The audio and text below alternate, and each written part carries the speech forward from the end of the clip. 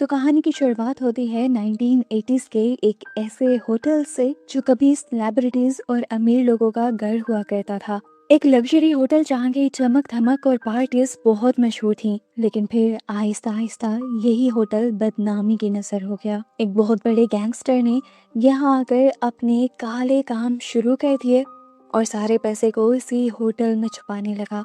Safety को देखते हुए बड़े लोगों ने यहाँ आना बंद कर दिया और फिर एक दिन इसी होटल में इस होटल की ओनर की वाइफ मरी हुई मिली और ओनर इस होटल से कहीं गायब हो गया। उस रात ऐसा यहाँ पे क्या हुआ था, कोई उसका सुराग ना लगा पाया और इस होटल को हमेशा हमेशा के लिए बंद कर दिया गया। पता चला जो गैंगस्टर भी यहाँ रहता था वो भी मारा गया और सारी दौलत भी उसकी यही दफन रह गई। वक्त गुजरा और सालों बाद अमेंडा नाम की एक लड़की ने अंदर जाने का फैसला किया। जब वो अंदर गई तो चारों तरफ अंधेरे ने उसका वेलकम किया और फिर अचानक किसी ना दिखने वाली चीज ने उसे फर्श पर गिराकर पांव से उसे घसीटना शुरू कर दिया। उसने अंधेरे में बहुत देखने की कोशिश की कि वो कौन है जो उसे खींच कर ले जा रहा है, और जब उसे उस चीज की झलक दिखी तो वो पूरी तरह बेहोश हो गई।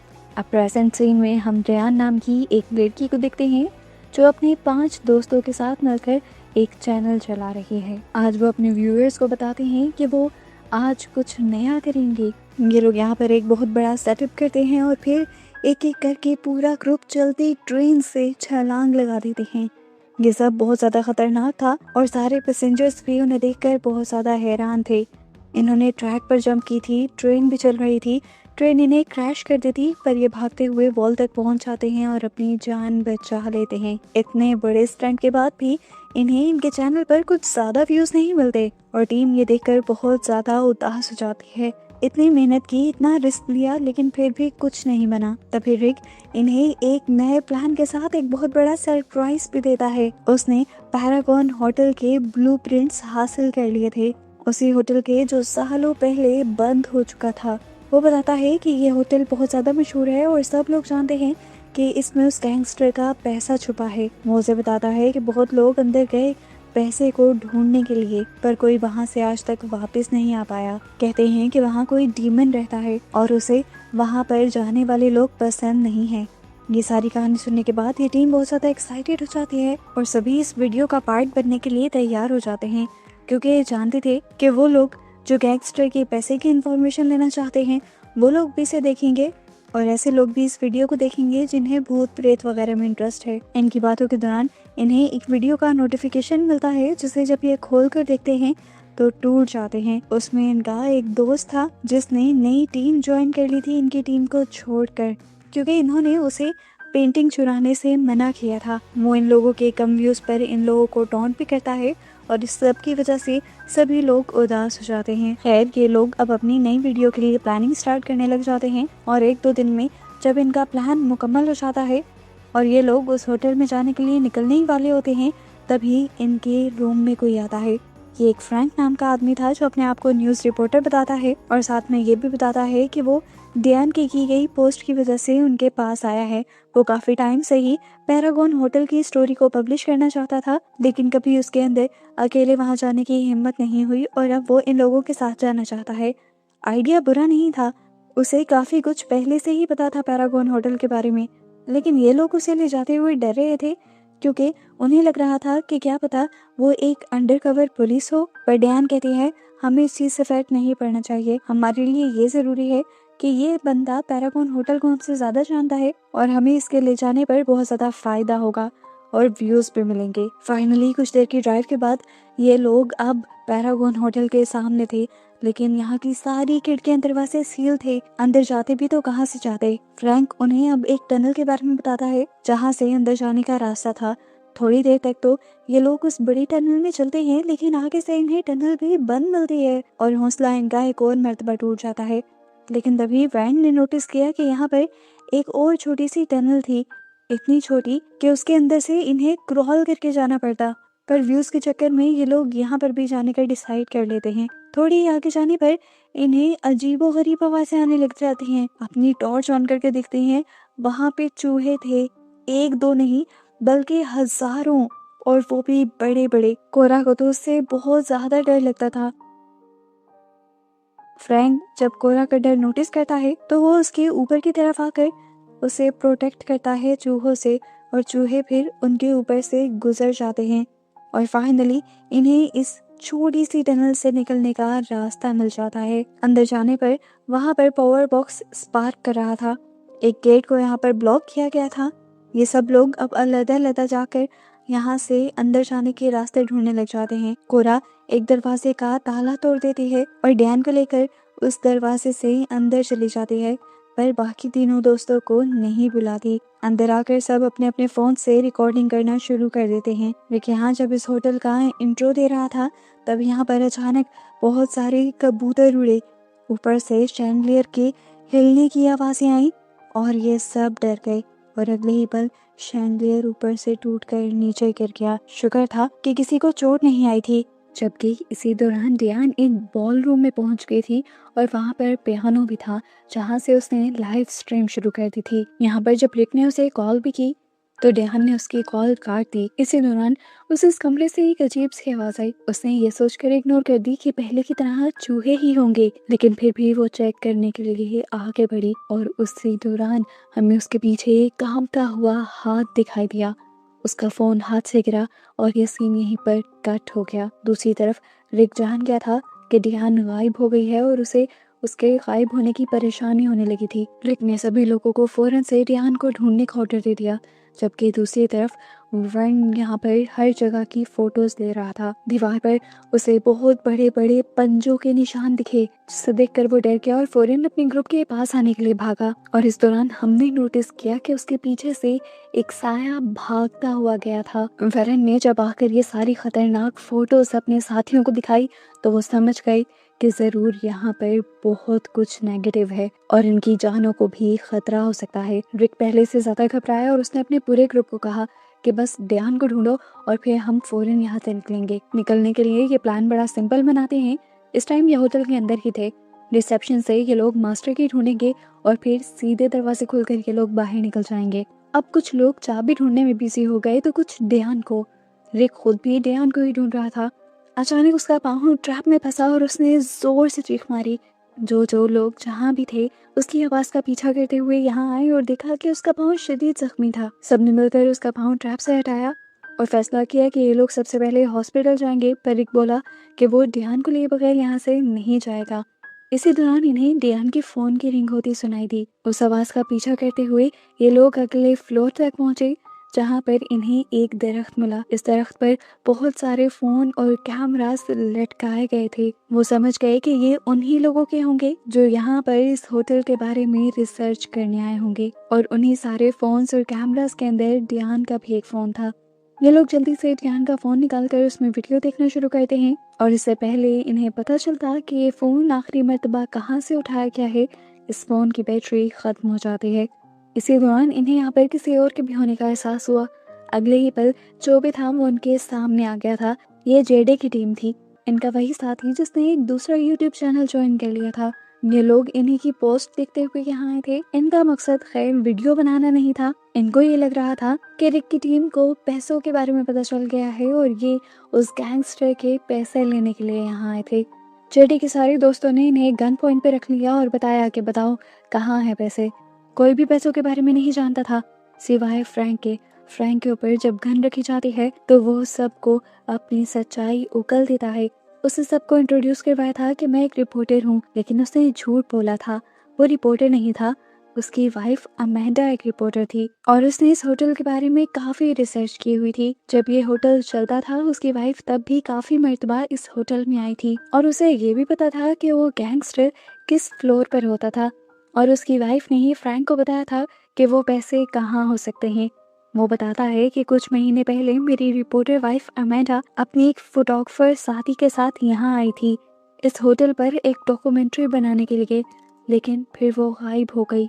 मैंने पुलिस में रिपोर्ट की, हर तरह से उसे ढूंढने की कोशिश की, लेकिन पुलिस ने भी जवाब दे दिया। और जब मैंने डियान की ये पोस्ट देखी तो मुझे उम्मीद मिली कि मैं लोगों के साथ जाकर अपनी वाइफ को ढूंढ सकता हूँ।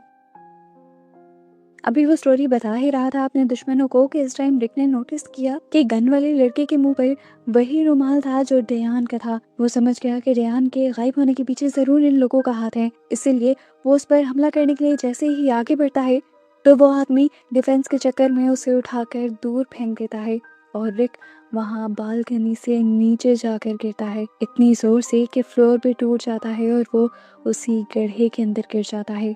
इस टाइम सभी लोगों को गुस्सा आ गया था, पर क्योंकि सामने वाली पार्टी के पास गन थी इसीलिए कोई कुछ नहीं कर सकता था। उन्होंने फ्रैंक से पूछा, बताओ पैसा कहाँ पर है। फ्रैंक ने बताया कि वो ब्लूप्रिंट्स में मैंने मार्क कर दिया है और ब्लूप्रिंट्स रिक के पास ही हैं। उसने भी ये बात जानबूझकर बोली थी ताकि कम से कम ये लोग उन्हें रिक को बचाने में मदद तो कर दें। अब ये लोग नीचे जाते हैं और उन्हें एक गड्ढे के दूसरी तरफ एक बॉडी पड़ी हुई दिखाई देती है। ये लोग समझते हैं कि जरूर ये रिक ही होगा, पर गड्ढे को पार करके आगे कौन जा सकता था। कोरा एक जिमनास्टर थी। वो यहाँ पर लटकी हुई तारों का इस्तेमाल करते हुए जंप लगाती है और लटकते हुए दूसरी तरफ पहुंच जाती है, लेकिन वहां जाकर उसे झटका लगता है। ये रिक नहीं था बल्कि एक ढांचा था जिसे कई अरसे पहले मारकर यहाँ पर गिरा दिया होगा। वो डर से कांप रही थी, अपने ग्रुप के पास वापस आना चाहती थी, पर उस बुरे जेडी ने वहां पर तार काट दी क्योंकि कोरा ने उसे काफी बातें सुनाई थी और वो कोरा को पसंद नहीं करता था। ये लोग अब फ्रैंक को लेकर ऊपर आ जाते हैं और ऊपर के एक कमरे में इन्हें वार्डरोब से अजीबोगरीब आवाज सुनाई देती है। ये लोग जाकर वार्डरोब खोलते हैं तो अंदर से एक लड़की निकलती है। फ्रैंक इसे देखते ही पहचान जाता है, ये बेथ थी। वो उससे मेटा के बारे में पूछता है, लेकिन वो किसी बात का जवाब नहीं देती, बस एक ही बात कहती रहती है, वो आ रहा है, हम सबको मार देगा। इतनी ही देर में इन्हें फिर किसी के चलने की भी आवाजें आती हैं इसी कमरे में। वो समझ गए थे कि ये कोई इंसान नहीं है। जेडी के ग्रुप के लोग जल्दी से यहाँ के सारे पर्दे बंद करते हैं, लाइट्स बंद कर लेते हैं और फिर नाइट विजन ग्लासेस पहनकर चारों तरफ उस एंटिटी को देखने लग जाते हैं। अचानक ही इनके सामने एक शैतान आ जाता है, हाथ में लिए एक बड़ा सा रॉड जो इनके साथी के गले में स्टैब करते हुए वो उसे मार देता है। मैक और टॉड अपने आप को बचाने के लिए उस शैतान पर गोलियां चलाने शुरू करते हैं, लेकिन एक भी गोली उसे नहीं लगती और गोलियां खत्म हो जाती हैं। वो शैतान अब क्रॉल करते हुए ऊपर सीलिंग के अंदर चला जाता है और अचानक यहाँ पर लाइट भी आ जाती है और उसी पल ये लोग देखते हैं कि इन्होंने जो गोलियां चलाई थी उस गोली की वजह से बेथ भी मारी गई है। दूसरी तरफ हम देखते हैं कि डेहान को अब एक बेड के ऊपर होश आया था। इस कमरे में फूल वगैरह भी रखे गए थे और कमरे के बिल्कुल दरमियान में एक पेंटाग्राम भी बनाया हुआ था और उसमें कुछ कैंडल्स ऐसे जली हुई थी जैसे यहाँ पर कोई जादू या कोई रिचुअल होने वाला हो। दूसरी तरफ हमें दिखाया गया कि कोरा जिसको ये लोग दूर ही छोड़ आए थे वो अब अकेले ही रिक को ढूंढने लगी थी एक कमरे से। जब उसे किसी की आवाज आती है तो वो उस कमरे के अंदर चली जाती है और अचानक पीछे से दरवाजा बंद हो जाता है। कोई उसे पाँव से छूता है और वो डर जाती है। जो भी था वो उसे खींचकर बेड के नीचे ले जा चुका था और पता चला कि ये रिक ही था जो जानता था कि अब यहाँ पर वो एंटिटी आ चुकी है जिससे ये लोग बच रहे हैं। कोरा जो पूरी तरह बेड के नीचे छुप ना पाई थी वो जाकर क्लोसेट के अंदर छुप गई। रिक बेड के नीचे ही रहा। वो शैतान जब यहाँ आया तो आते ही उसने क्लोसेट खोल ली। पहली नजर उसकी नहीं पड़ी कोरा पर क्योंकि कोरा सीलिंग के ऊपर चढ़ी हुई थी और जैसे ही उसने ऊपर सीलिंग की तरफ देखा तो उसी पल किसी ने पीछे से उसके ऊपर वार कर दिया। ये रिक ही था जिसने यहाँ से एक लकड़ी उठाकर इस शैतान के ऊपर हमला किया था। इस हमले से शैतान का हुआ तो कुछ नहीं था बल्कि उल्टा रिक का ही नुकसान हुआ था क्योंकि शैतान का गुस्सा भड़क चुका था। इसीलिए वो रिक को ही गर्दन से पकड़ लेता है और कोरा बचकर यहाँ से भाग निकलती है। कोरा भागती हुई अब यहाँ से एक लिफ्ट में पहुंची। लिफ्ट चल नहीं रही थी। वो लिफ्ट के बाहर आई और उसे पास में ही मेन स्विच मिल गया जिसे ऑन करने पर वो इस लिफ्ट को चलाते हुए एक दूसरे फ्लोर पर आ गई। यहाँ पर उसे सिक्योरिटी रूम मिल गया जहाँ पर सारे रूम्स की सीसीटीवी चल रही थी। यहाँ से वो पूरे होटल पर नजर रख सकती थी। कोरा इसी कमरे में देखती है कि यहाँ पर बहुत सारी रिकॉर्डिंग्स भी हैं। वो उन्हीं रिकॉर्डिंग्स में से जब एक रिकॉर्डिंग चलाती है तो उसे इस होटल ऑनर के बारे में एक बहुत बड़ा राज पता चलता है। वो होटल ऑनर खुद इस रिकॉर्डिंग में बता रहा था कि मुझे मौत से बहुत ज़्यादा डर लगता है और मौत से बचने के लिए आज मुझे एक बहुत बड़ा राज पता चला है। मैं एक शैतान बनकर मौत से बच सकता हूँ और इसमें शैतान ही मेरी मदद करेगा। मैं शैतान की पूजा करूंगा और इसके बाद अपनी वाइफ को मारकर उसका दिल खा जाऊंगा, जिसके बाद भी अभी मैं पूरा मॉन्स्टर नहीं बनूंगा। पूरा मॉन्स्टर बनने के लिए मुझे बहुत से लोगों के दिल खाने पड़ेंगे और जब मैं अपने सारे शिकारों को मार दूंगा फिर मुझे एक शिकार से प्यार करना है। एक लड़की जब वो मुझसे प्यार करने लगेगी, बस तब मुझे उसे मारकर उसका दिल निकाल कर खा जाना है और फिर इस मौत के डर से मैं आज़ाद हो जाऊंगा। कोरा को इस वीडियो के जरिए पता चल गया था कि जो शैतान इस बिल्डिंग में घूम रहा है वो इसी बिल्डिंग का ऑनर है। वो इन सबको भी अपना शिकार बनाना चाहता है ताकि इन सब का दिल निकाल कर खा ले। और ध्यान को उसने इसलिए छोड़ दिया क्योंकि वो उसकी आखिरी शिकार है। उससे वो शादी करेगा और उसे फिर मारकर उसका दिल खाएगा। यहीं सीसीटीवी के जरिए उसने ध्यान को भी उस रूम में देख लिया था और बाकी सब लोगों को भी। दूसरी तरफ जेडी के ग्रुप वाले अब पैसों तक पहुंच गए थे, लेकिन वो नहीं जानते थे कि उनके पीछे वो शैतान है जो उन्हें मारने आ रहा है। दूसरी तरफ ध्यान को भी उसी कमरे के अंदर एक ऐसी बुक मिल जाती है जिसकी मदद से उसे वो सारी सच्चाई यहाँ के ऑनर के बारे में पता चल जाती है जो अभी कोरा को वीडियो के जरिए पता चली थी। लेकिन उसे उन बातों पर यकीन नहीं आ रहा था। इससे पहले कि वो कुछ भी कर पाती, उसके पीछे शैतान आ जाता है, वही मॉन्स्टर आ जाता है और उसे कुछ भी कहे बगैर फिर यहाँ से चला जाता है। वो पहुंच गया था अब उन लोगों के पास जो पैसे लूट रहे थे। वो यहाँ एक लड़की के ऊपर हमला करता है, पहले गला दबाकर उसे मार देता है और फिर अपने बड़े बड़े पंजों से उसके सीने में सुराख करते हुए उसका दिल निकाल कर बुरी तरह खा जाता है। कोरा ये सब कुछ सीसीटीवी में देख रही थी। वो डर गई थी। उस पैसे लूटने वाले का दूसरा साथी तो यहाँ से बचकर भाग गया था, लेकिन ज्यादा देर तक वो भी बचने वाला नहीं था। कोरा यहाँ नोटिस करती है कि फ्रैंक और उसका एक और साथी जो कॉरिडोर में खड़े हैं, जल्द ही वो भी शैतान की नजर में आ जाएंगे। इस टाइम उनके सामने उनके दोस्त की लाश है जिसके पास वॉकी टॉकी है। यहाँ पर भी उसके पास एक वॉकी टॉकी थी। वो उन दोनों वॉकी टॉकीज को कनेक्ट करके इनसे बात करती है और इन्हें गाइड करती है छुपने के लिए। एक सेफ प्लेस पर आने के बाद कोरा उनसे कहती है कि तुम्हें कुछ भी करके मेरे तक आना होगा और मैं इस टाइम सिक्योरिटी रूम में हूँ। ऊपर की तरफ कोई सीढ़ियाँ तो जाती नहीं थी, लिफ्ट जाती थी वो भी बंद थी। कोरा उन्हें कहती है कि तुम्हें इस लिफ्ट को खींचना पड़ेगा। फ्रैंक फैसला करता है कि पहले वर्न ऊपर जाएगा और वो रस्सी खींचेगा और उसके बाद जब फ्रैंक की बारी आएगी तो ऊपर से ये दोनों उसे खींच लेंगे। लेकिन वर्न के ऊपर जाते ही ये मौका आता ही नहीं। एकदम से फ्रैंक के सामने वो शैतान आ जाता है जो उसे मारना चाहता था। अगर वो इस लिफ्ट के जरिए ऊपर चला जाता तो फ्रैंक के साथ ही मारे जाते। इसीलिए फ्रैंक इनसे कहता है कि उस लिफ्ट को नीचे ही छोड़ दो। हालांकि ये लोग ऐसा करना नहीं चाहते थे, पर फ्रैंक के कहने पर ये लोग लिफ्ट को छोड़ देते हैं। लिफ्ट के अंदर मौजूद उस मॉन्स्टर को काफी चोट आती है और किस्मत से नीचे फ्रैंक भी बच जाता है उस लिफ्ट के अटक जाने से। अब वो ऊपर वेरन और कोरा से कांटेक्ट करता है और उन्हें कहता है मेरा ऊपर ही इंतजार करो, मैं दूसरा रास्ता लेकर आता हूँ। इस दौरान जब वो यहाँ से गुजर रहा था तो उसे एक कमरे में किसी की डेड बॉडी दिखाई देती है। वो वहीं पर रुक जाता है। अंदर जाने पर उसे कंफर्म हो गया ये किसी और की नहीं, उसकी वाइफ अमेंडा की डेड बॉडी थी जिसके सीने से दिल निकाल कर उस शैतान ने खा लिया था। उसे देखकर वो टूट जाता है और अब वो उस शैतान से बदला लेने की ठान लेता है।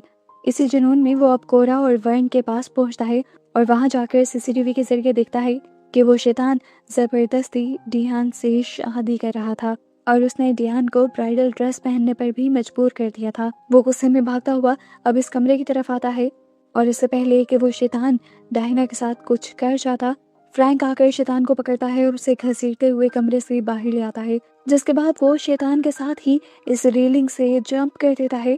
जंप करने की वजह से शैतान उसके हाथ से छूट जाता है।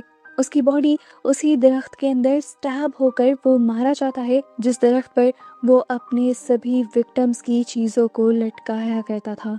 आखिर में अब क्योंकि फ्रैंक भी इतनी ऊंचाई से नीचे गिरा था इस शैतान को मारने के लिए, तो उसकी भी मौत हो गई थी। इस टाइम ध्यान के सामने ये सब कुछ हुआ था, ये देखकर वो टूट गई थी। काफी देर तो वो यूं ही बैठी रहती है और फिर फ्रैंक की वॉकी टॉकी से कोरा से रिक के बारे में पूछती है। कोरा उसे सीसीटीवी में देखकर बताती है कि रिक एक कमरे में है और शायद मर चुका है। डियान को उसकी बात पर यकीन नहीं होता। वो जाती है और रिक को जगाने की कोशिश करती है। जब तक रिक होश में नहीं आ रहा था उसकी जान निकल रही थी। एक मर्तबा को तो उसे भी लगा कि रिक मर गया है, लेकिन इससे पहले कि वो पूरी तरह इस बात पर यकीन कर पाती, फाइनली रिक को होश आ जाता है और उसे देखकर डियान की जान में जान आती है। उसके होश में आते ही वो उसे गले लगा लेती है और इतनी ही देर में यहाँ पर वर्न और कोरा भी आ जाते हैं। फाइनली ये चारों इस मनहूस होटल से अपनी जान बचाने में कामयाब हो ही गए थे। फाइनली वो इस होटल से जिंदा सलामत बाहर निकलते हैं और फिर यहाँ पर बनाई हुई सारी वीडियोस को भी अपलोड कर देते हैं, क्योंकि ये बहुत बड़ी स्टोरी थी। एक ऐसा होटल था जहाँ पर बहुत से सेलिब्रिटीज़ की यादें भी जुड़ी थी, इसीलिए जल्द ही इनकी ये वीडियो बहुत ज़्यादा हिट हो जाती है और 100 मिलियन व्यूज़ क्रॉस कर जाती है। बहुत सारे सेलिब्रिटीज़, बड़े बड़े लोग उनकी वीडियो पे कमेंट करते हैं और ये लोग एक ही दिन में सेलिब्रिटी बन जाते हैं और ऐसे ही फिर इन्हें दिखाते हुए ये कहानी यहाँ ख़त्म हो जाती है।